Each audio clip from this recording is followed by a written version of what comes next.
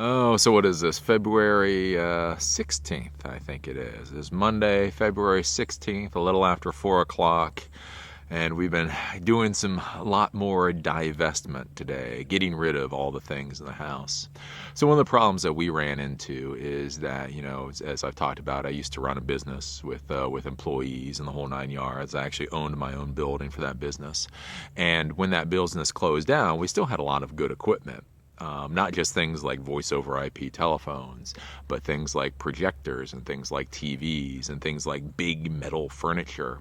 And I've been holding on to them for years. I mean, I've been getting rid of things as I go. I got rid of my conference table about a year ago, and I got rid of like my 9 rolly chairs about the same time. And it's just like over time, I continually been getting rid of stuff. But it's amazing like how many things we have in our life that we had for a reason. Like I say, all this equipment, I purchased it for a reason. It got its use, but that use is done. That use is gone. Literally, the business I had the use for has been gone for a long time now. The building that I owned has been sold. Like every reason that I had to own this equipment was gone, and yet it's still staying, or it was still staying in my basement. It was still staying, taking up all of this room. And it's like this interesting thing where, especially for us Americans, since we do get so materialistic, even if you don't mean to be materialistic as an American, you get to be materialistic. It's like it's part of our culture, right or wrong. And it's like you just keep collecting these things. And the weird part is, though, is we keep the things long after the use for them has disappeared.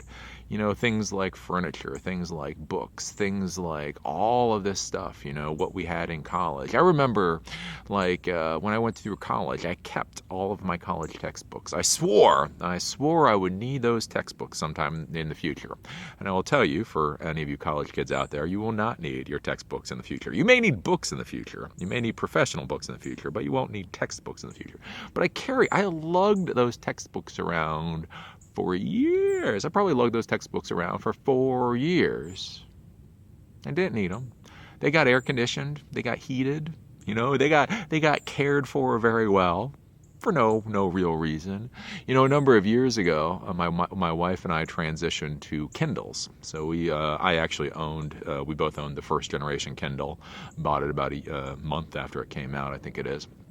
And liked it from day one. Kindles have been amazing products from day one. But one of the interesting things we did is after we had the Kindles for like a year, we got rid of all our books. And so many people thought it was like sacrilege. Like we had bookshelves, shelves and shelves and shelves of books. And then we got rid of them because we realized any book we needed we could have on the Kindle. And it didn't take up space. And that's the thing. It's like there's so much of this stuff that we keep and that we care for and costs money, and yet there's no real reason to keep it anymore. I mean, you think about all of these things, and you think about the house you have, and you need a house the size that you need in order to keep stuff, right? But what if half the stuff you need, you don't really even want? And that's the thing. Like, I'm not even talking about the stuff we want, right? There's stuff you need, and there's stuff you want, and there's stuff you like to have, and then there's just a whole pile of stuff that, frankly, if it disappeared tomorrow, you may not even realize that it existed.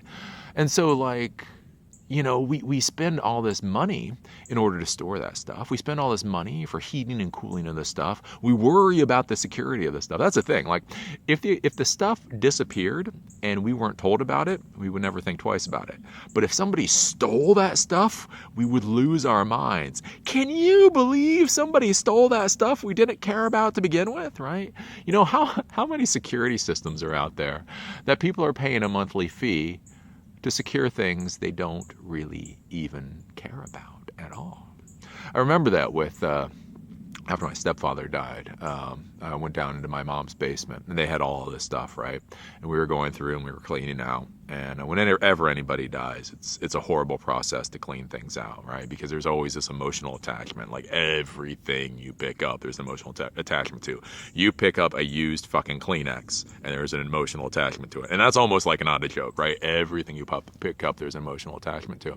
And so what was funny is, me being me, at a certain point, I just got frustrated. It was like, either I'm helping you or I'm not helping you. I can't go through this questioning over literally every piece of paper I pick up. And so I looked at my mom And I said, listen, here's what I'm going to do. I'm going to just start taking loads to the dump, and I'm going to throw this stuff away. And here's the deal. If I throw something away and you look at me and you can say, I can't believe you threw that XYZ away. How could you possibly throw that away? It was like, I will take all of your wrath. I will take all of your anger, right? If I throw something away and you are truly hurt because that thing got thrown away, then by all means, scream at me to high hell. But if I throw things away and you don't even know that they're gone, I don't want to hear another peep. And of course, in those situations, everybody's gotta come to the agreement. So she was like, fine, whatever. I swear to you, I took 4 truckloads of stuff, like cram-packed this truck full of stuff to the dump. Got done, and she had no idea what I'd thrown away. It wasn't even like she had a vague inkling of what I threw away. Literally, I threw away 4 truckloads of stuff.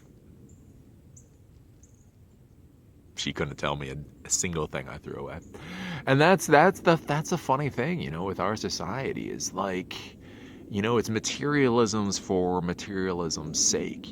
We collect things so that we have things. We forget the meaning of them. We forget the utility of them. It's not even that anymore. It is just, I feel as if I'm winning because I have more stuff. And what my wife and I are looking at with all of this is that keeping all of this stuff, frankly, costs money that we would prefer to spend in other places. Now, again, I am not poor-mouthing. I have done well in life and all of that, and I can afford my house, and I can afford my BG&E bill, my utility bill. I can afford all this. But it's like when you see those checks being written, you think, I can't afford this, but if I'm going to be paying that amount of money, there are other things I'd like to spend it on. You know what? If I took this amount of money, I could go down to Key West for a while and be a very happy camper. I could take this amount of money and I could stay at a 4-star hotel for a couple of weeks, right? And so like all of this money goes out. And even if you can afford it, that's a whole thing. It's like, well, can you afford it or not? But it's like, even if you can't afford it, are there other things that you would rather be spending the money on? Would you rather be spending the money on experiences? Would you rather be spending the money on making yourself better? Would you rather be spending the money on things that make your life better, make you happier? Or would you rather spend the money on basically heating, cooling, and securing stuff that literally, if it disappeared tomorrow, you probably wouldn't even realize it had disappeared? That's what my wife and I are coming to. So we're doing the great divestment now. We've been getting rid of a lot of stuff for a while. But again, like I say, all kinds of office furniture just went out to the Baltimore Robotics Center. So I just donated that to them. They're going to be getting a whole bunch more stuff. Essentially what my wife and I are looking at is when we go out on this trip, when we leave this house, when we want to leave this house in a condition that if we decide to come back and sell it, that basically selling it ain't nothing but a thing. Like we can come back, we can look at all the stuff in there and go, wow, we still got stuff. We can all just sell it or give it away, put the house on the market and be done. We don't want to have any of that, any of the stuff that we're running into now. The whole thing of like going through items. And does this item have personal value? Does that item have personal value? We're going through all that right now. Everything that does not have a personal value is going the hell out the door. Everything that has personal value, but frankly, we can get the F over it, is going out the door. And all we're going to be keeping is like the basic, the functional stuff for the house. We're going to keep the dining room table, obviously, the living room furniture, the bedroom stuff, and all that kind of stuff. But all the extraneous items, all of those items that you don't even think about, not even on a daily basis, but you don't even think on a monthly basis. If we see an item that we haven't thought about in a month, it's gone. Because frankly, if we haven't thought about it in a month, then we probably don't care about it at all. So there we go. Very, very happy about this. On the whole front of actually getting the travel trailer and leaving. So we have decided at this point that we will be leaving in a month. We have decided. And that may change. That may change. But right at this second, we have decided that we will leave in a month. So the plan is we'll leave in a month. Again, this is February 16th, right? So probably around March 15th, March 16th.